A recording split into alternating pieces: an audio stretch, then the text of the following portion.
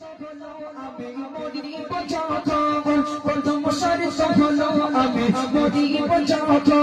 তোমার গায়ের জামা হবে আমার কাফন নবী তোমার গায়ের জামা হবে আমার কাফন কবরে সবাই আমার করিবে দাফন কবরে সবাই আমার করিবে দাফন ওই কবর যেন পাই গো নবী তোমারি বদন ওই কবর যেন পাই গো নবী তোমারি বদন